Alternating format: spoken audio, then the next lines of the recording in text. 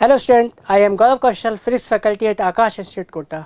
तो मैं यहाँ आपका आज कटिंग एज सीरीज़ के अगले एपिसोड में मैं स्वागत करता हूँ। आज हम इस सीरीज़ में देखने वाले हैं फिजिक्स का चैप्टर EMI, SE और EM वेव से रिलेटेड क्वेश्चंस। ओके ना, तो आइए स्टार्ट करते हैं और देखते हैं पहला क्वेश्चन हमें क्या दिया गया है। तो यहाँ आप स्क्रीन पर पहला क्वेश्चन देख सकते हैं। क्या लिखा हुआ है? इसमें लिखा हुआ है a rectangular loop of length 2.5 meter and width 2 meter is placed at 60 degree to a magnetic field of 4 Tesla, है ना। मैग्नेटिक फील्ड का वैल्यू दिया हुआ है, हमें एंगल दिया हुआ है 60 डिग्री। अब पूछा हमसे the loop is removed from the field in 10 second, है ना। इस फील्ड से हमने इस लूप को हटा दिया है।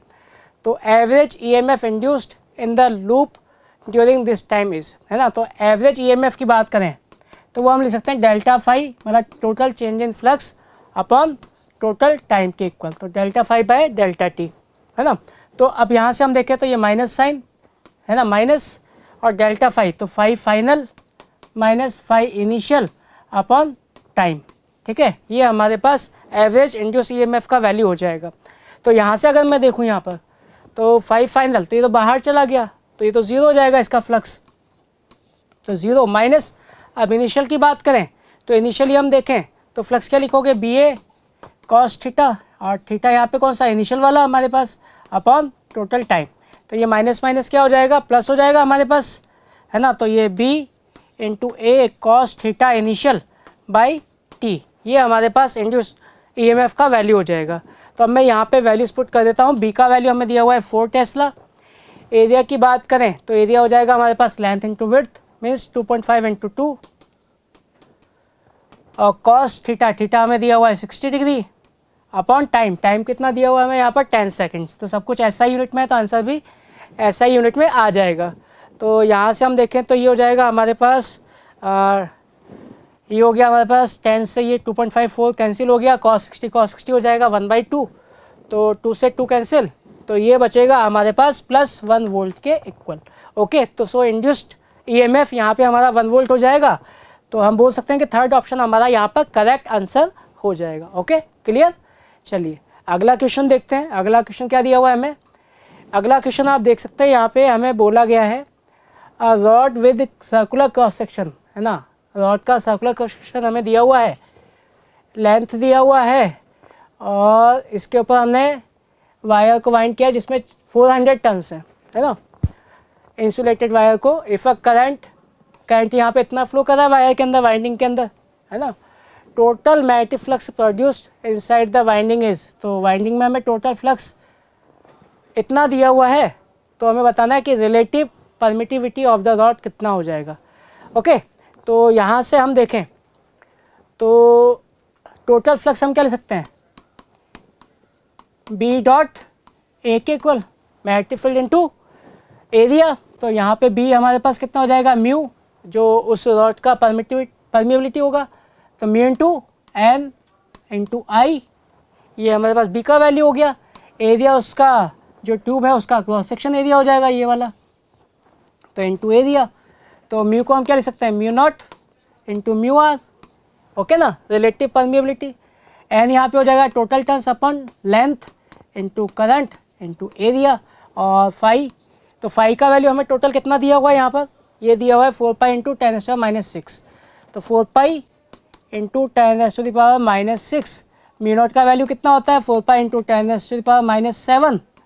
म्यू आर हमें कैलकुलेट करना है, एन का वैल्यू दिया हुआ है 400, और लेंथ का वैल्यू हमें कितना दिया हुआ है, लेंथ है यहाँ पर 40 सेंटीमीटर, तो ऐसा यूनिट में लिखना पड़ेगा, तो 40/100, है ना। ये हमारे पास लेंथ का वैल्यू हो गया। फिर उसका करंट हमें कितना दिया हुआ है, करंट दिया हुआ है 0.4 एम्पियर, तो ये 0.4 इंटू एरिया हमें कितना दिया हुआ है, एरिया दिया हुआ है 2 सेंटीमीटर स्क्वायर, तो इसे भी ऐसा यूनिट में लिखना पड़ेगा, तो 2 इंटू 10⁻⁴। तो यहाँ से हम म्यू आर का वैल्यू कैलकुलेट कर सकते हैं, और सॉल्व करने के बाद ये वैल्यू आ जाता है हमारे पास 125 के equal. So this will be our correct answer. Okay, चलिए तो देख सकते हैं हम यहाँ पर थर्ड ऑप्शन हमारा करेक्ट ऑप्शन हो जाएगा। चलिए अब आगे बढ़ते हैं, अगला क्वेश्चन देखते हैं। तो नेक्स्ट क्वेश्चन आप देख सकते हैं यहाँ पे क्या दिया हुआ है, the magnetic flux through a coil perpendicular to its plane, है ना। फ्लक्स हमें दिया हुआ है, इतना दिया हुआ है फ्लक्स हमें, और परपेंडिकुलर है कॉइल के प्लेन के। तो रेजिस्टेंस ऑफ द कॉइल हमें दिया हुआ 5 ohm, then induced current through the coil at t equal to 2 second. तो 2 सेकंड पे हमें करंट बताना है। अगर मुझे ईएमएफ पता चल जाए, इंड्यूस्ड रेजिस्टेंस मुझे पता ही है, तो मैं करंट क्या ले सकता हूँ, I equal to E by R, induced EMF by R. और इंड्यूस्ड ईएमएफ में क्या ले सकता हूँ, D phi by D T. तो फाई का वैल्यू पता ही है हमें, तो इसका डिफरेंशिएशन कितना आ जाएगा, 15t square plus 8t plus 2 के इक्वल। और कितने टाइम पे पूछा है हमसे, 2 सेकंड पर। तो 2 सेकंड पर ईएमएफ का वैल्यू वो हो जाएगा 15 into 2 square means 4 plus 8 into 2 plus 2। तो ये हो गया हमारे पास 16 प्लस 2, है ना। तो ये आ जाएगा हमारे पास 8 एंड 7 78 वोल्ट, है ना। तो 78 वोल्ट हमारे पास इंड्यूस्ड ईएमएफ का वैल्यू हो गया। और ये वैल्यू हम यहाँ पे पुट कर देते हैं 78 वोल्ट, और आर का वैल्यू हमें दिया हुआ है 5, है ना। तो इसको सॉल्व कर लेंगे तो हमें करंट का वैल्यू मिल जाएगा। तो इसको हमें पॉइंट्स में लाना है, तो सॉल्व करें तो ये हो जाएगा 1 और 2, तो 5.6 एम्पियर। सो 15.6 एम्पियर हमारा यहाँ पे करेक्ट आंसर हो जाएगा। तो हम बोल सकते हैं यहाँ से first option will be the correct answer. Okay ना। चलिए अगला क्वेश्चन देखते हैं, what is next question.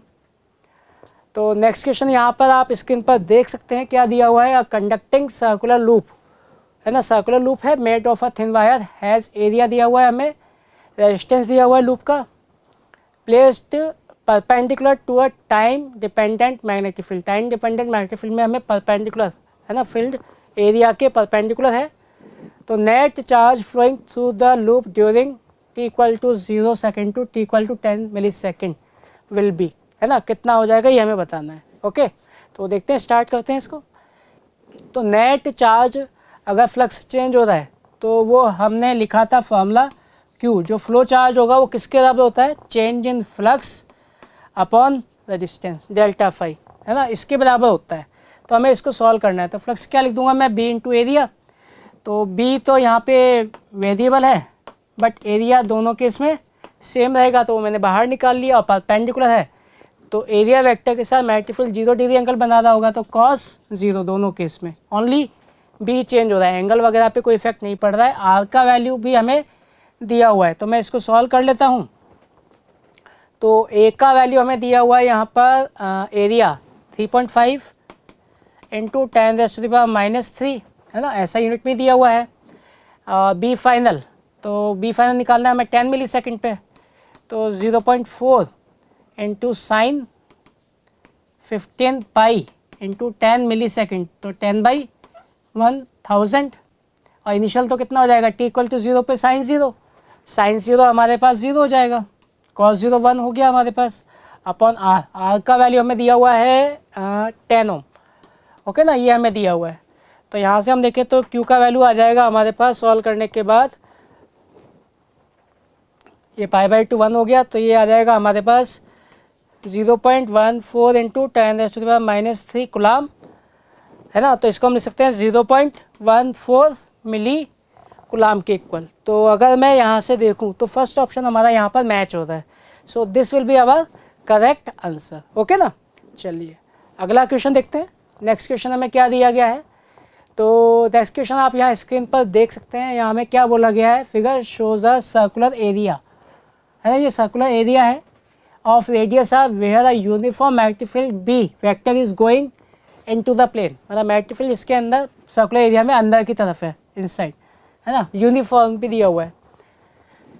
And increasing in magnitude, तो मैग्नेटिक फील्ड का जो मैग्नीट्यूड है वो बढ़ रहा है अंदर की डायरेक्शन में। ओके, तो कौन सा ग्राफ यहाँ पे variation of induced electric field का हमें बताएगा।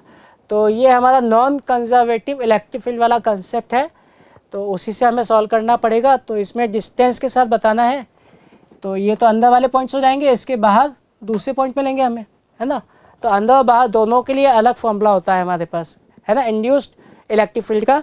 तो इंड्यूस्ड इलेक्ट्रिक फील्ड अगर हम देखें तो इनसाइड वाले पॉइंट पे हम कितना लिखते थे, इनसाइड वाले पॉइंट पे हम लिखते थे r/2 dv/dt। dv/dt हो गया जिस रेट से मैग्नेटिक फील्ड वेरी कर रहा है ना। और आर हो गया उसका सेंटर से, जो आपका सर्कुलर पार्ट था उसके सेंटर से डिस्टेंस। तो यहाँ पे जो इंड्यूस्ड इलेक्ट्रिक फील्ड है वो आर के डायरेक्टली प्रोपोर्शनल हो गया, क्योंकि डी बाई डी टी तो फिक्स है ना। और आउटसाइड वाले पॉइंट पे अगर हम देखें तो ये फॉर्मूला था R square by 2r into d B by D T. तो आर तो इस सर्कुलर क्रॉस सेक्शन का रेडियस था जो हमारे पास था इसका पूरे का, है ना। और आर वो पॉइंट है जो जहाँ तक हम पहुँच चुके हैं, तो ये कैपिटल आर और ये स्मॉल आर, अंडरस्टूड। तो यहाँ पे हम देखें तो यहाँ पे ई किसके प्रोपोर्शनल हो गया, आर के, इन्वर्सली प्रोपोर्शनल, तो 1/r। तो यहाँ से हम देखें तो ये तो स्ट्रेट लाइन रिलेशन देगा अंदर वाले पॉइंट के लिए जब तक हम कैपिटल आर तक नहीं पहुँच जाते, और जैसे ही बाहर निकलेंगे तो बाहर वो 1/r मतलब हाइपरबोलिक हो जाएगा। तो स्ट्रेट लाइन देन हाइपरबोला, तो स्ट्रेट लाइन देन हाइपरबोला, ये आपका आंसर यहाँ पर हो सकता है। बाकी ऐसा कोई दूसरा अदर ऑप्शन यहाँ पर हमारे पास अवेलेबल नहीं है। So first option will be the correct answer in this case. Okay, चलिए अगला क्वेश्चन देखते हैं। What is next question. तो नेक्स्ट क्वेश्चन आप यहाँ स्क्रीन पर देख सकते हैं क्या दिया हुआ है।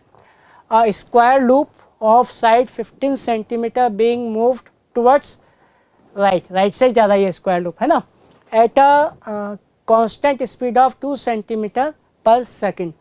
कांस्टेंट स्पीड से इसको मूव करा रहे हैं हम। As on the figure the front edge enters the 50 centimetre at t equal to, तो ये जो फ्रंट एज है वो यहाँ पर टी इक्वल टू 0 पे आ जाता है। ओके ना। The value of induced EMF in the loop at t equal to 10 second. तो इसमें इंटर होने के बाद 10 सेकेंड के बाद हमें बताना है कितना ईएमएफ इंड्यूस हुआ होगा। तो 10 सेकेंड में ये कितना चल गया होगा इतनी स्पीड से, वो डिस्टेंस हो जाएगा स्पीड इनटू टाइम, है ना। तो ये सेंटीमीटर पर सेकेंड में था, तो ये आ गया 20 सेंटीमीटर। मतलब कि लूप इस मैग्नेटिक फील्ड में 20 सेंटीमीटर तक इंटर कर चुका होगा, बट इसका साइज़ कितना है 50 सेंटीमीटर, है ना, मैग्नेटिक फील्ड वाला जहाँ प्रेजेंट है, और लूप का साइज़ कितना है 15। तो मैं यहाँ से अगर बोलूँ इसको, तो जो लूप है 15, तो ये मतलब 20 चल चुका होगा, तो ये लूप पूरा का पूरा इसके अंदर आ चुका होगा। ये 20 यहाँ से यहाँ तक चल चुका है, बट लूप का साइज़ 15 है, तो ये अभी किसके अंदर है, पूरा का पूरा मैग्नेटिक फील्ड के अंदर है। तो हम देखें तो ये जो लूप है पूरा मैग्नेटिक फील्ड के अंदर आ गया। तो अब ये जब इसमें मूव करा इस इंस्टेंट पर अंदर आने के बाद, तो इसमें फ्लक्स कांस्टेंट हो गया, फ्लक्स में कोई वेरिएशन नहीं हो रहा है। तो फ्लक्स अभी इस इंस्टेंट पर कांस्टेंट है ना। तो फ्लक्स कांस्टेंट है तो d/dt क्या हो जाएगा, इंड्यूस्ड ईएमएफ 0 हो जाएगा हमारे पास। तो इंड्यूस्ड ईएमएफ 0 हो गया मीन्स, तो हम यहाँ से बोल सकते हैं induced EMF at t equal to 10 millisecond 10 second will be 0। Okay, क्योंकि पूरा लूप अंदर आ चुका है और उसके अंदर से कोई फ्लक्स चेंज नहीं हो रहा है। So induced EMF will be 0। Okay ना। चलिए अगला क्वेश्चन देखते हैं। What is next question. तो नेक्स्ट क्वेश्चन यहाँ आप स्क्रीन पर देख सकते हैं क्या लिखा हुआ है। A constant magnetic field of 1 Tesla is applied in the x greater than 0 के लिए आपने मैग्नेटिक फील्ड यहाँ पे अप्लाई किया हुआ है। ये जो डार्क पोर्शन हमें दिखाई दे रहा है ना। अब उसके बाद metallic circular ring of radius 1 metre, एक रिंग हमने लिया है 1 मीटर उसका रेडियस है, with constant move velocity, velocity constant है यहाँ पर जिससे ये मूव कर रहा है ना। और स्पीड उसका वैल्यू भी दिया हुआ है 1 metre per second along the x axis. The centre of the ring is at x equal to -1। तो रिंग का सेंटर पहले -1 पे था, t इक्वल टू 0 पे, at t equal to 1 second बताना है। तो 1 सेकेंड में इतना स्पीड से 1 मीटर पर सेकेंड से जो रिंग है वो कितना डिस्प्लेस हो जाएगा, speed into time, 1 into 1 means 1 ही हो जाएगा 1 मीटर के इक्वल। तो यहाँ पे हम देखें तो पहले इसका सेंटर -1 पे था, ये 0 था, ठीक है। तो यहाँ से आपका ये मैग्नेटिक फील्ड स्टार्ट हो रहा है। तो जब ये 1 सेकेंड यहाँ पे टाइम पास हो चुका होगा 1 सेकेंड के इक्वल, तो ये इसका सेंटर यहाँ आ चुका होगा, है ना, ऐसे। मतलब ये जो पार्ट है, पोर्शन है इसका डायमीटर वाला रिंग का, वो डायमीटर यहाँ पे आ चुका होगा। तो यही इस वाले पोर्शन के लिए क्या हो जाएगी, इफेक्टिव लेंथ, जो इसके अंदर मूव कर रहा है मैग्नेटिक फील्ड के अंदर, बाहर वाले से तो हमें कोई मतलब नहीं है ना। तो इसका इफेक्टिव लेंथ कितना हो गया, एल इफेक्टिव हो जाएगा 2r, है ना, 2 इंटू आर डायमीटर के इक्वल। और इसके बाद इंड्यूस्ड ईएमएफ पूछा है, तो इंड्यूस्ड ईएमएफ हम क्या लिखते थे, B V into L effective, ठीक है।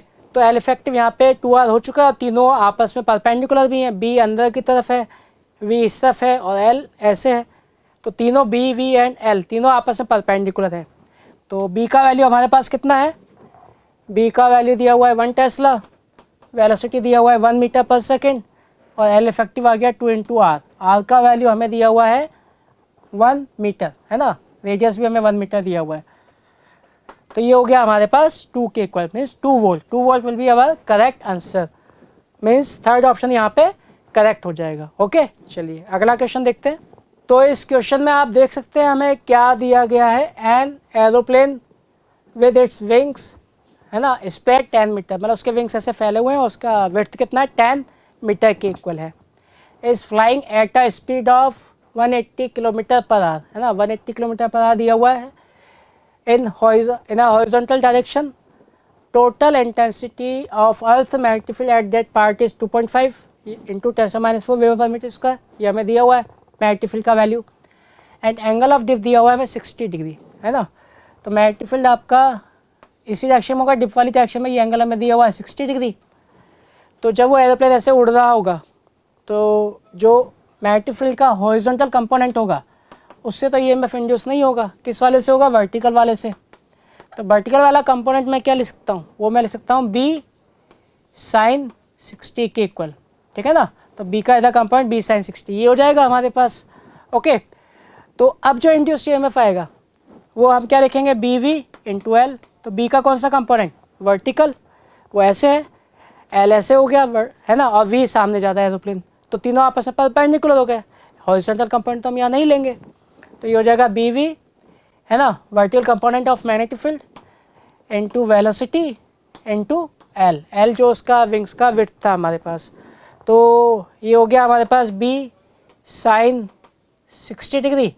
वी का वैल्यू हमारे पास कितना है, वी है हमारे पास 180 किलोमीटर पर आवर, बट ये ऐसा यूनिट में नहीं है, तो इसको हमें 5/18 से मल्टीप्लाई कर देंगे, तो ये कन्वर्ट हो जाएगा मीटर पर सेकंड में, है ना। और एल का वैल्यू हमारे पास कितना दिया हुआ है, 10 मीटर, तो ये 10 मीटर, तो ये हम यहाँ पे इस तरीके से इसको सॉल्व कर सकते हैं। तो सॉल्व करने के बाद अगर आप देखेंगे तो सारी वैल्यूज पुट कर देंगे अब यहाँ पर जब, तो उसके बाद ये वैल्यू आ जाएगा हमारे पास 108.25 मिली वोल्ट के इक्वल, मीन्स जो फर्स्ट ऑप्शन है ये हमारा यहाँ पर करेक्ट आंसर हो जाएगा। ओके ना, चलिए अगला क्वेश्चन देखते हैं। तो नेक्स्ट क्वेश्चन आप यहाँ स्क्रीन पर देख सकते हैं, इसमें क्या दिया हुआ है, स्क्वायर लूप हमें दिया है, साइड 5 सेंटीमीटर वाला ये वाला लूप, और ये कनेक्टेड है इस नेटवर्क से, है ना, रेजिस्टेंस वाले से, और ये जो पूरा सेटअप है राइट साइड में मूव कर रहा है with constant speed of 1 centimetre पर सेकंड। ओके ना, और किसी स्टैंड पे यूनिफॉर्म मैग्नेटिक फील्ड हमें दिया हुआ है कितना, 1 टेस्ला के इक्वल, जो कि इसके प्लेन के परपेंडिकुलर है ना। और रेजिस्टेंस ऑफ द लूप, इस लूप का रेजिस्टेंस हमें दिया हुआ है 1.7 ओम के इक्वल। तो करंट इस लूप में कितना होगा ये हमें बताना है, ठीक है। तो देखते हैं कैसे करना है ये क्वेश्चन। तो इसको हम देखें तो यहाँ पे ये आगे जा रहा है, तो इंड्यूस्ड ईएमएफ आप क्या लिख सकते हैं, बी वी इंटू एल। इसमें लूप में केवल इस वाली ब्रांच में ईएमएफ इंड्यूस होगा, ये तो वेलोसिटी के पैरेलल हो गई, ये भी वेलोसिटी के पैरेलल होगी, बाकी सब बाहर है, तो केवल इस वाली ब्रांच में ईएमएफ इंड्यूस होगा। और ये वेलोसिटी, लेंथ और मैग्नेटिक फील्ड तीनों परपेंडिकुलर है, तो फॉर्मूला लगा सकते हैं बी वी एल, है ना। तो बी का वैल्यू हमें दिया हुआ है कितना दिया हुआ, 1 टेस्ला, तो 1 वी कितना दिया हुआ था, 1 सेंटीमीटर पर सेकंड, तो सेंटीमीटर को हमने मीटर में बदल लिया, और लेंथ हमें कितना दिया हुआ, 5 सेंटीमीटर, तो ये हो गया 5 इंटू 10⁻⁴ वोल्ट के इक्वल। तो ये हमारे पास इंड्यूस्ड ईएमएफ आ गया इस सर्किट में। अब यहाँ से हम देखें इस वाले सर्किट को, तो इस वाले सर्किट में ये 2/1, तो बी डी के रेस्पेक्ट में ये क्या हो गया, एक बैलेंस्ड व्हीटस्टोन ब्रिज हो गया, क्योंकि रेशियो सेम आ रहा है 2:1। तो ये जो बीच वाला रेजिस्टेंस है इसको हम हटा सकते हैं, तो ये 2 और 2 किस में आ जाएंगे, सीरीज़ में, 1 और 1 भी किस में आ गए, सीरीज़ में, तो 2 और 2 हो गया 4 ओम, 1 और 1 हो गया 2 ओम, तो ये दोनों अब किस में आ जाएंगे, पैरेलल में। तो टोटल सर्किट का जो रेजिस्टेंस हो जाएगा, लूप का दिया हुआ था हमें 1.7 ओम प्लस इस सिस्टम का, तो R1 हो गया 2, R2 हो गया 4, तो R1 R2 upon R1 plus R2, ठीक है। तो ये सॉल्व करने पे कितना आ जाएगा अप्रोक्सीमेटली, ये हो जाएगा हमारे पास 4/3, और ये अप्रोक्सीमेटली 3 ओम के आसपास आएगा। ओके ना, और आपको ये मैं पता ही है करंट पूछा है हमसे, तो यहाँ पे मैं करंट क्या लिख सकता हूँ इस पूरे लूप के लिए, induced EMF by total resistance.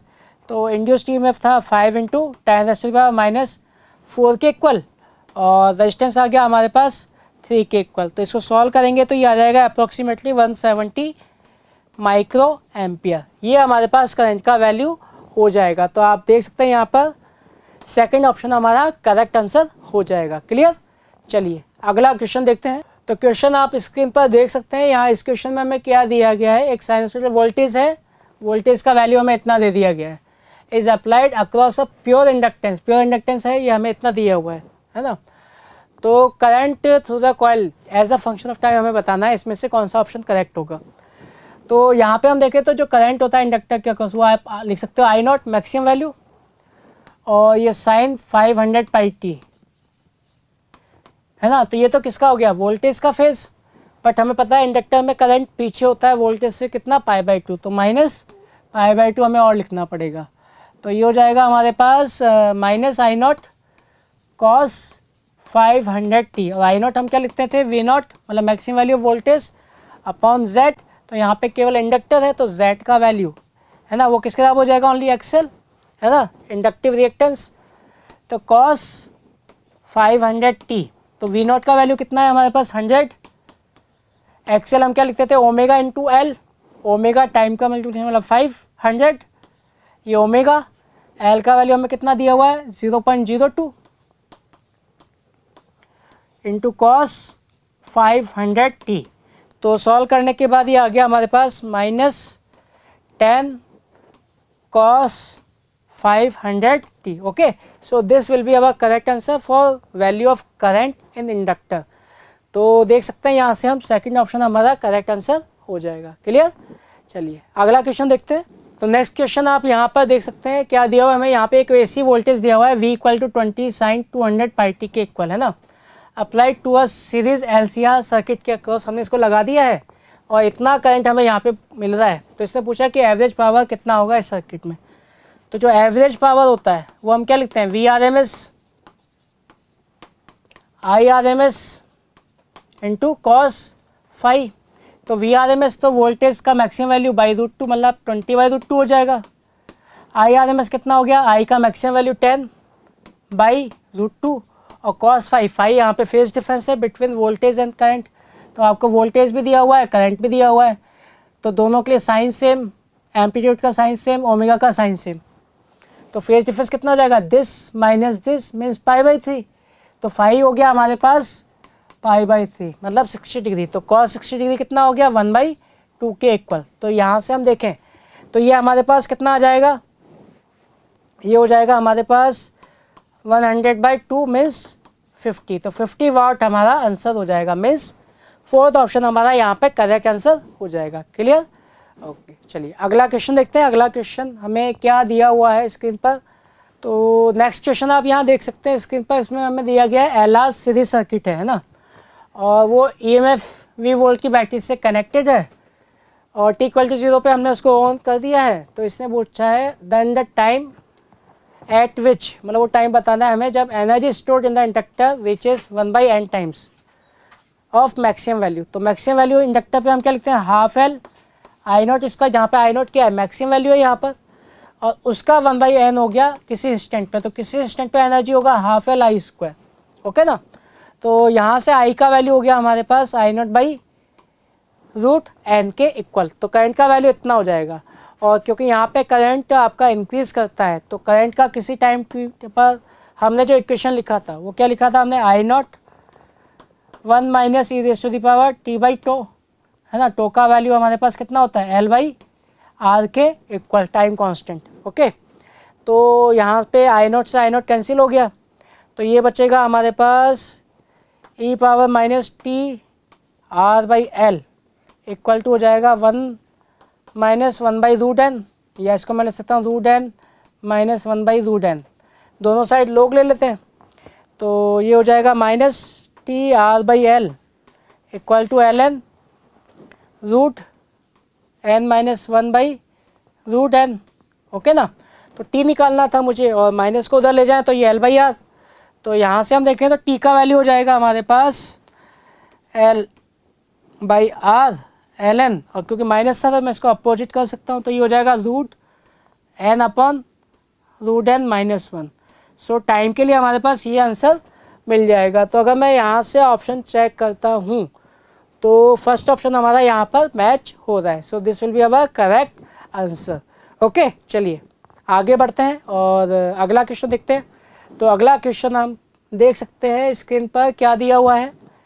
इसमें बोला गया है series AC circuit containing an inductor, है ना। इंडक्टर दिया हुआ है, कैपेसिटेंस दिया हुआ है, रजिस्टर दिया हुआ है, driven by N AC source of 24 volt, है ना, एंड 50 हर्ट्ज उसका फ्रिक्वेंसी है एसी सोर्स का। तो 24 वोल्ट तो आरएमएस वैल्यू हो जाएगा। The energy dissipated in the circuit in 60 second. तो एनर्जी बताना है हमें। तो एनर्जी आप क्या लिख सकते हो, एवरेज पावर इनटू टाइम। और एवरेज पावर हम क्या लिखते थे, वो हम लिखते थे V R M S I R M S into cos phi into t, ये हम लिखते थे।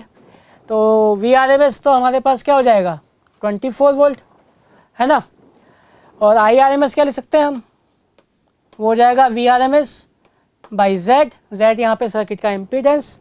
कॉस फाई को भी क्या लिखा जा सकता है, R by Z into time, है ना। और जेड का वैल्यू हो जाएगा हमारे पास R square plus XL minus XC. तो एक्सएल हो जाएगा omega into L minus XC हो जाएगा 1 बाई ओमेगा सी का स्क्वायर इंटू रूट। ठीक है, तो आर का वैल्यू भी हमें दिया हुआ है 60 ओम, ओमेगा हमें दिया हुआ है, फ्रिक्वेंसी दिया हुआ है 50 हर्ट्ज। तो ओमेगा हो जाएगा 2 pi into F, F means 50। तो ये हमारे पास ओमेगा का वैल्यू हो गया। और इंडक्टेंस भी हमें दिया हुआ है कितना, इंडक्टेंस हमें दिया हुआ है 20 मिली हेनरी।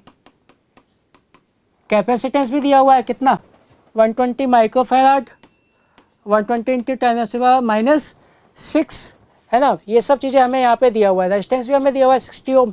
तो ये सब वैल्यूज़ मैं यहाँ पुट करूँगा। टाइम का वैल्यू 60 सेकेंड। तो आफ्टर पुटिंग दीज वैल्यूज़ ई का वैल्यू हमारे पास आ जाएगा 517 जूल के इक्वल। इतना एनर्जी यहाँ पे हमें मिल जाएगा। तो 517, तो यहाँ से हम देख सकते हैं कि थर्ड ऑप्शन हमारा करेक्ट हो जाएगा। ओके ना, 5.17 इंटू 10⁻², तो सेम है 517। Okay, so this will be our correct answer. चलिए अब हम अगला क्वेश्चन देखते हैं। अगला क्वेश्चन हमें क्या दिया गया है। तो नेक्स्ट क्वेश्चन आप स्क्रीन पर देख सकते हैं। यहाँ बोला गया है हमसे एंड इंडक्टर हमें दिया हुआ है, रेजिस्टेंस दिया हुआ है, connected in series to a battery, है ना। 15 वोल्ट का बैटरी है ना, जैसा डायग्राम में दिखाया गया हमें। The key K1 has been kept close for a long time. तो K1 को बहुत लॉन्ग टाइम के लिए हमने क्लोज रखा है। तो लॉन्ग टाइम में ये क्या करेगा, इस पूरे सर्किट को ये आपका चार्ज कर देगा। इंडक्टर आपका स्टेडी स्टेट में आ जाएगा, मैक्सिमम करंट हो जाएगा उस केस में, ठीक है ना। तो लॉन्ग टाइम तक हमने इसको क्लोज रखा था। अब t=0 पे हमने क्या किया, K1 को तो ओपन कर दिया है और उसी इंस्टेंट पे K2 को हमने क्लोज कर दिया है। तो पहले ये चार्ज हो चुका है इसके थ्रू, करंट मैक्सिमम वैल्यू पे पहुंच चुका है, और जैसे इसको ओपन करके इसको क्लोज किया तो अब ये डिस्चार्ज होना स्टार्ट हो जाएगा इसके थ्रू, इस सारे सर्किट के थ्रू। ओके ना। तो at t=1 millisecond the current in the circuit will be, ठीक है। तो डिस्चार्जिंग वाले केस से हमें सॉल्व करना है। तो डिस्चार्जिंग वाले केस में करंट हम क्या लिखते थे, I0 e⁻⁴ t/τ, टॉ का वैल्यू L/R, ये हम लिखते थे। तो यहाँ पे I0 जो इसका स्टार्टिंग में मैक्सिमम वैल्यू रहा होगा वो कितना रहा होगा, V/R। स्टेडी स्टेट में, स्टेडी स्टेट में ये इंडक्टर किसकी तरह बिहेव करता है, सिंपल वायर। तो V/R ही आपके पास इसका वैल्यू बचेगा, e⁻⁻t/R/L। ये हमारे पास करंट हो जाएगा as a function of time. और किस टाइम पर निकालना है हमें, 1 मिली सेकेंड पर। तो V का वैल्यू हमारे पास 15 वोल्ट है, R का वैल्यू हमारे पास 0.15 किलो ओम, मतलब 10⁻³ e⁻t का वैल्यू कितना हो गया, 1 मिली सेकेंड, मतलब 10⁻³ सेकेंड। R का वैल्यू हमें दिया हुआ है 0.15 किलो ओम, 10⁻³ अपॉन L कितना दिया हुआ है हमें 0.03 हेनरी के इक्वल, ठीक है। तो इसको सॉल्व कर लेंगे, हमें करंट का वैल्यू अब मिल जाएगा। तो इसको सॉल्व करने के बाद जो करंट का वैल्यू आता है वो आ जाता है 0.67 मिली एम्पियर के equal. Means second option will be the correct option in this case. Okay, चलिए आगे बढ़ते हैं, अगला क्वेश्चन देखते हैं। तो नेक्स्ट क्वेश्चन आप देख सकते हैं क्या दिया हुआ है स्क्रीन पर। इस पर बोला गया है power transmission line feeds input power at 2300 volt to a step down transformer, है ना, वोल्टेज कम हो जाएगा विद इस प्राइमरी वाइंडिंग हैविंग 4000 टर्न्स, है ना, इसमें 4000 टर्न्स है प्राइमरी वाइंडिंग में। इनपुट पावर हमें इतने वोल्टेज पे दिया हुआ है प्राइमरी में। The output power is delivered eight 230 volt. Output जो है सेकेंडरी वोल्टेज वो हमें 230 वोल्ट्स के इक्वल दिया गया है। If the current in the primary of the transmission, current भी हमें दिया हुआ है 5 एम्पियर प्राइमरी वाले में, है ना, और एफिशिएंसी बोला है 90%। तो प्राइमरी का ईएमएफ इनटू करंट ये पावर हो गया, तो ये एफिशिएंसी 90% है, तो ये 90% ही हमें किसमें मिल रहा होगा, सेकेंडरी में। सेकेंडरी में क्या लिखोगे आप, E S into I S. Okay, तो ई पी हमें दिया हुआ है, कितना दिया हुआ है ई पी प्राइमरी का, प्राइमरी का वोल्टेज दे रखा है 2300। करंट भी दिया हुआ है कितना, प्राइमरी में करंट हमें दिया हुआ है 5 एम्पियर। सेकेंडरी में वोल्टेज दिया हुआ है कितना 230, और ये हमें करंट जो हमें निकालना था आउटपुट करंट। ओके, तो 230 से ये 10 टाइम्स चला गया और ये भी चला जाएगा यहाँ से, तो आई एस का वैल्यू कितना आ गया सेकेंडरी का 45 एम्पियर, है ना। 45 एम्पियर का मतलब हम बोल सकते हैं कि सेकंड ऑप्शन हमारा यहाँ पर करेक्ट आंसर हो जाएगा। ओके, चलो नेक्स्ट क्वेश्चन देखते हैं। तो नेक्स्ट क्वेश्चन आपको दिख रहा है यहाँ स्क्रीन पर, क्या दिया हुआ है इसमें, a plane electromagnetic wave propagating in X direction is described है ना। तो ये आपको इलेक्ट्रोमैग्नेटिक वेव का इक्वेशन दिया हुआ है, इलेक्ट्रिक फील्ड वाला कंपोनेंट दिया हुआ है। तो ये पॉजिटिव एक्स एक्सिस में ज़्यादा है, और the intensity of the wave is, तो इंटेंसिटी हमें बताना है। तो इंटेंसिटी अगर हम देखें तो इंटेंसिटी का फॉर्मूला हमारे पास था half epsilon not E not का स्क्वायर, मतलब जो इलेक्ट्रिक फील्ड है उसका एम्पलीट्यूड का स्क्वायर इंटू सी। सी क्या है यहाँ पर, स्पीड ऑफ लाइट, और एप्सिलॉन नॉट हमें पता ही है ना, परमिटिविटी ऑफ फ्री स्पेस। तो यहाँ से हम देखें तो जब इसको हम वैल्यू पुट करेंगे तो हाफ एप्सिलॉन नॉट हो जाएगा हमारे पास 8.85 इंटू 10⁻⁻12 ऐसा यूनिट में। ई नॉट कितना दिया हुआ है 200, तो 200 का स्क्वायर इंटू सी। सी का वैल्यू हो जाएगा हमारे पास 3 इंटू 10⁸ मीटर पर सेकेंड के इक्वल। ओके ना, तो यहाँ से इसको हम सॉल्व कर लेंगे तो हमें इंटेंसिटी का वैल्यू मिल जाएगा। तो सॉल्व करने के बाद इंटेंसिटी का जो वैल्यू आएगा वो वैल्यू हो जाएगा हमारा, इसको सॉल्व करने के बाद 53.1 watt per meter square. So this will be our correct answer, means second option will be the correct option for this question. Okay, चलिए अब अगला क्वेश्चन देखते हैं। अगला क्वेश्चन हमें क्या दिया गया है, तो स्क्रीन पे आप देख सकते हैं क्वेश्चन। इसमें बोला गया है a small object at rest absorb a light pulse of power 20 milliwatt, है ना, इतने पावर की वो पल्स को वो एब्जॉर्व कर रहा है, एंड ड्यूरेशन भी हमें दिया हुआ है 300 nano second. Assuming speed of the light हमें दिया हुआ है 3 into 10⁸ the momentum of the object becomes. तो उसने एब्जॉर्व कर लिया है, जो लाइट का पूरा मोमेंटम था वो उस ऑब्जेक्ट को मिल जाएगा मोमेंटम कंजर्व रखने के लिए।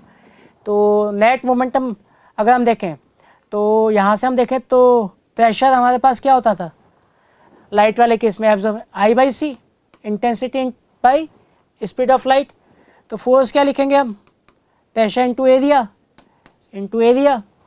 है ना। तो I इंटू ए क्या हो गया पावर, तो ये हो गया पावर अपॉन सी, ये हमारे पास फोर्स हो जाएगा।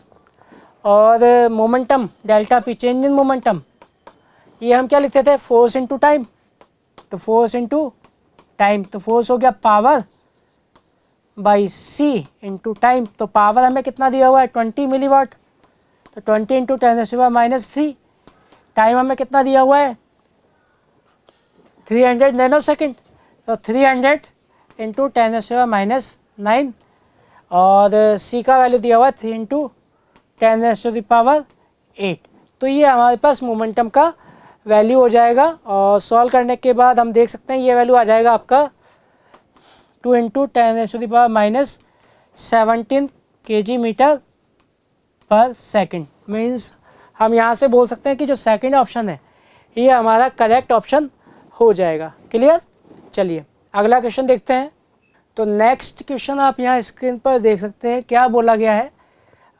Electric field of a plane electromagnetic wave हमें दे रखा है, इलेक्ट्रिक फील्ड वाला है ना, propagating along the x direction, है ना, एक्स डायरेक्शन मूव कर रहा है ना, और उसका वैल्यू दे दिया। तो magnetic field at the moment t = 0। तो मैग्नेटिक फील्ड में देखें तो ये वाला पार्ट तो सेम ही आना है हमारे पास, ठीक है। तो cos ω-t - kx और t = 0 पे है तो t 0 कर दोगे तो -kx हो जाएगा, और cos -θ लिखो या +θ लिखो, दोनों के लिए आंसर सेम आता है। तो cos kx वाली टर्म तो सभी में cos kx है, तो कोई दिक्कत ही नहीं है इसमें। और जो मैग्नेटिक फील्ड का रिलेशन था हमारे पास, तो वेलोसिटी हम क्या लिखते थे, E0/B0। B0 यहाँ पे मैग्नेटिक फील्ड का एम्पलीट्यूड और E0 इलेक्ट्रिक फील्ड का एम्पलीट्यूड, और V यहाँ पे हमारे पास स्पीड होता था। तो जो लाइट की स्पीड के बराबर होगा, जिसे हम क्या लिखते हैं 1/√μ0 ये लाइट की स्पीड होती है, वेव की स्पीड है। तो यहाँ से B0 कितना आ गया, B0 हो जाएगा E0√μ0 ये हमारे पास मैग्नेटिक फील्ड का एम्पलीट्यूड आ गया, ठीक है। तो मतलब सेकंड या थर्ड ऑप्शन में से एक होगा। तो अब हमें यहाँ पे डायरेक्शन और चेक करना है। तो यहाँ पे वेव वेलोसिटी किधर है हमारा, एक्स एक्सिस के अलोंग, इलेक्ट्रिक फील्ड किसके अलोंग है, वाई एक्सिस के अलोंग। तो हमें पता है कि वेव वेलोसिटी, इलेक्ट्रिक फील्ड और मैग्नेटिक फील्ड तीनों वेव्स के लिए आपस में परपेंडिकुलर होते हैं। तो वेलोसिटी एक्स के अलोंग है, इलेक्ट्रिक फील्ड वाई के अलोंग है, तो मतलब मैग्नेटिक फील्ड जो होगा वो जेड डायरेक्शन में होना चाहिए।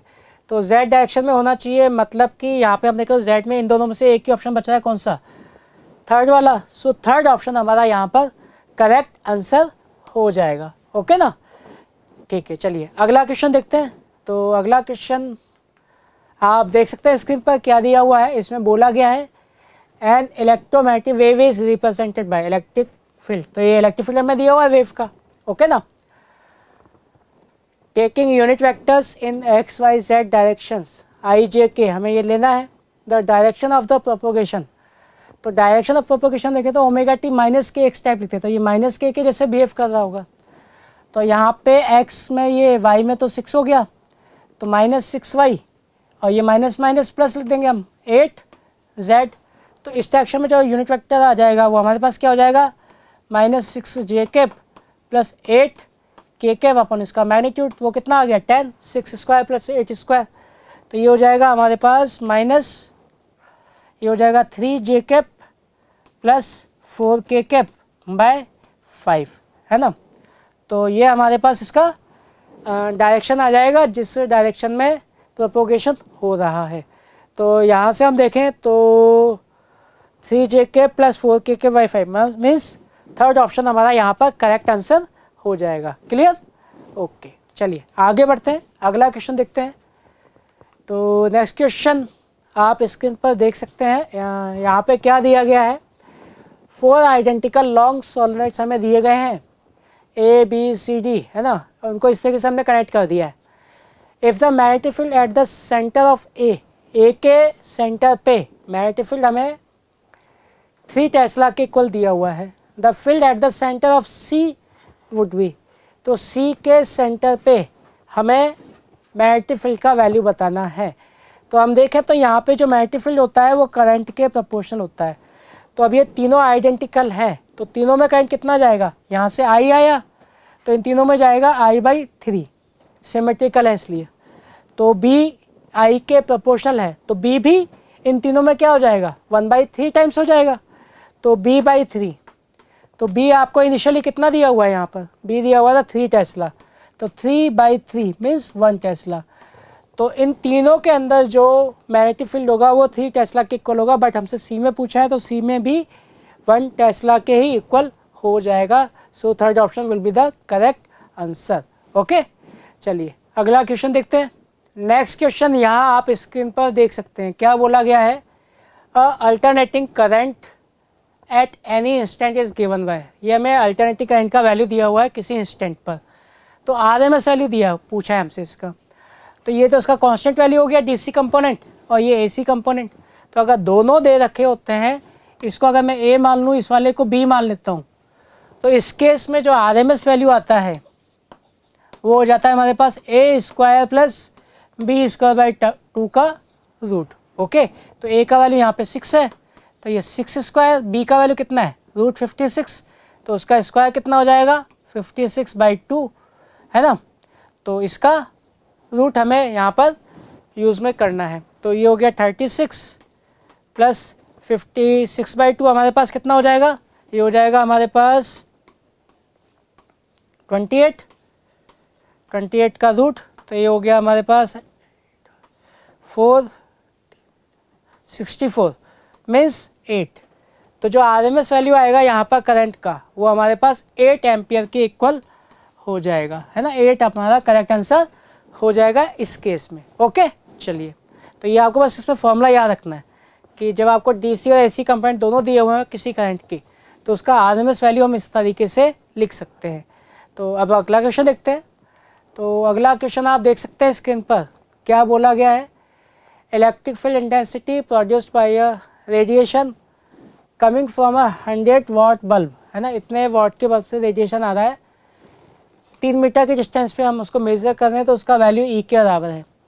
Electric field intensity produced by the radiation coming from 60 watt bulb at the same distance, तो सेम डिस्टेंस पर कितना आपको इलेक्ट्रिक फील्ड इंटेंसिटी वहाँ पर मिल जाएगा। तो हमें ये पता था कि जो इंटेंसिटी होता है वो इलेक्ट्रिक फील्ड के स्क्वायर के प्रोपोर्शनल होता है इलेक्ट्रोमैग्नेटिक वेव रेडिएशन में, ठीक है ना। तो यहाँ पे जो इंटेंसिटी होगा वो किसके प्रोपोर्शनल हो जाएगा, पावर के। जो बल्ब का पावर है, डिस्टेंस तो सेम दिया हुआ है, तो डिस्टेंस तो दोनों केस में कैंसिल हो जाएगी, तो पावर ही डायरेक्टली प्रोपोर्शनल हो गया E स्क्वायर के, या हम बोल सकते हैं E is proportional to root P इस केस के लिए। तो यहाँ से E2/E1 वो हम लिख सकते हैं P2/P1 का रूट। तो P2 हमें कितना दिया हुआ है 60, P1 कितना दिया था 100, है ना, इसका रूट।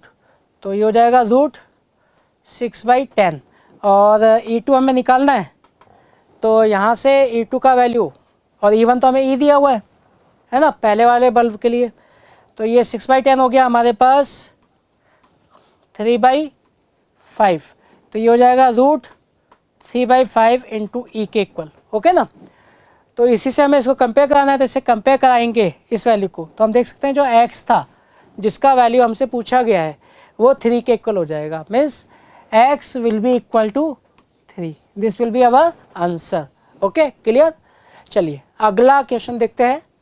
तो अगला क्वेश्चन आप देख सकते हैं स्क्रीन पर, क्या दिया गया है, a circular coil of radius 8 centimetre, है ना, रेडियस दिया हुआ है, 20 टर्न्स उसमें दिए गए हैं, is rotated about it's vertical diameter, अपने वर्टिकल डायमीटर के अबाउट वो रोटेट कर रहा है, ठीक है ना, विद एन एंगुलर स्पीड भी हमें दिया हुआ है, uniform horizontal plane magnetic field हमें दिया हुआ है, तो maximum EMF induced in the coil will be, है ना, वो हमें बताना है, ठीक है।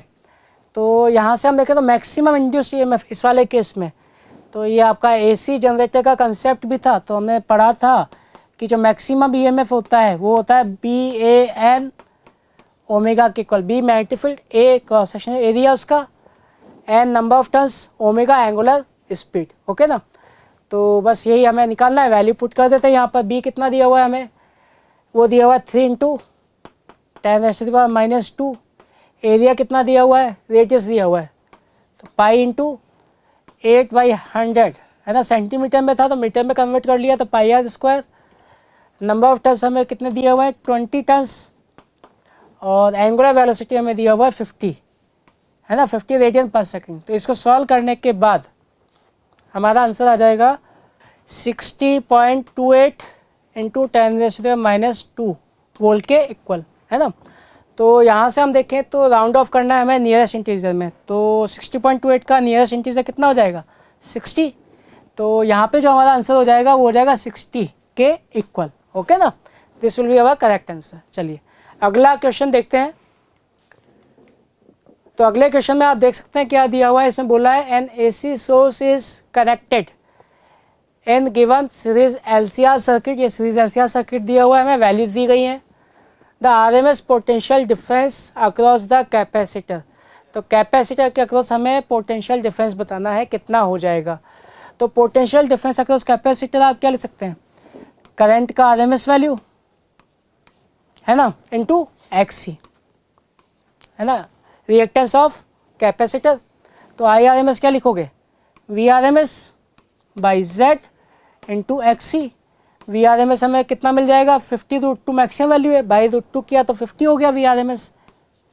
Z का वैल्यू क्या लिख देंगे, R² plus XL minus XC का स्क्वायर। तो R कितना है हमारे पास, R का वैल्यू दिया हुआ है हमारे पास 300 ओम, और XL माइनस XC, तो XL कितना हो जाएगा हमारे पास, L दिया हुआ है 1, ओमेगा कितना है 100 के इक्वल है ना। तो omega into L 1 minus XC हो जाएगा 1/ओमेगा C, ओमेगा हो गया 100 और C कितना दिया हुआ है कैपेसिटेंस हमें 20 माइक्रोफैराड। तो माइक्रो है तो -6, तो ऊपर जाके ये हो गया 10⁻6 का स्क्वायर का रूट। ये हमारे पास Z का वैल्यू हो गया इंटू XL अगेन 10/10⁻6/100 इंटू 20, ये वाला वैल्यू है ना XC, ठीक है, क्योंकि कैपेसिटर पे हमें निकालना है। तो after solving this we will get answer 50 volt. 50 volt will be the correct answer for this question. Okay, चलिए अगला क्वेश्चन देखते हैं। तो नेक्स्ट क्वेश्चन हम देख सकते हैं यहाँ स्क्रीन पर क्या बोला गया है, as show in the figure. ये हमें डायग्राम दिया हुआ है। इन स्टेडी स्टेट मतलब कैपेसिटर है यहाँ पर, तो वो आपका फुली चार्ज हो चुका होगा, उसमें कोई करंट फ्लो नहीं हो रहा होगा। The charge stored in the capacitor, capacitor के अंदर ही हमें चार्ज बताना है। तो इस वाली कैपेसिटर वाली ब्रांच में तो कोई करंट नहीं जा रहा होगा, जो भी करंट होगा बैटरी का वो इसके थ्रू फ्लो हो रहा होगा ऐसे, है ना। तो करंट का वैल्यू हम निकाल लेते हैं पहले, कितना आएगा, करंट कितना हो जाएगा हमारे पास E upon capital R plus R। E का वैल्यू है 10, R का वैल्यू 100, स्मॉल r 10, तो ये हो गया हमारे पास 1/11 एम्पियर के इक्वल। ये हमारे पास करंट का वैल्यू आ गया। तो जो R वाला है तो उसके अक्रॉस वोल्टेज इस वाले R के अक्रॉस, कैपिटल R के अक्रॉस, तो VR हो जाएगा हमारे पास I into R potential difference, है ना। तो I इंटू R किया हमने, I का वैल्यू 1/11, R का वैल्यू 100, तो ये हो गया 100/11 वोल्ट। अब क्योंकि ये कैपेसिटर वाली ब्रांच के साथ पैरेलल में और इसमें कोई करंट फ्लो नहीं होता, तो इसका जो वोल्टेज है पूरा का पूरा कैपेसिटर के अक्रॉस ड्रॉप हो जाएगा। तो यहाँ से इससे तो कोई मतलब है नहीं, क्योंकि इसमें करंट फ्लो हो नहीं रहा है। तो जो VR निकाला वही आपका VC हो जाएगा। तो VC हमारे पास कितना हो गया, 100/11 वोल्ट के इक्वल, जो VR के लिए निकाला है हमने। और इसे हम क्या लिख सकते हैं, इसे हम लिख सकते हैं Q/C। तो Q/C, और हमें C निकालना था, Q निकालना है, तो Q का वैल्यू हो जाएगा 100/11 इंटू C। C का वैल्यू हो गया 1.1 इंटू 10⁻6 है ना, माइक्रोफैराड था तो -6 लिख दिया हमने यहाँ पर। तो ये हो जाएगा हमारे पास 10, तो ये हो गया हमारे पास। अब इसको मैं लिख सकता हूँ 1.1 को हटा दिया, 10, 11 से 11 कैंसिल, 10, तो 10 इंटू 10⁻6, तो 10 इंटू 10⁻6 कूलाम के इक्वल चार्ज इस पर आ जाएगा। तो -6 तो हमें यहाँ दिया हुआ ही है, मतलब यहाँ ऑप्शन में हमें क्या फिल करना है, 10। So 10 will be our correct option for this question. Okay ना। तो आज कटिंग एज सीरीज़ में फिजिक्स में इतना ही, बाकी नेक्स्ट चैप्टर हम अगली सीरीज़ में लेके आएंगे। तो उसके लिए आप हमारे साथ जुड़े रहिए और हमारे YouTube हिंदी चैनल को सब्सक्राइब कीजिए। धन्यवाद।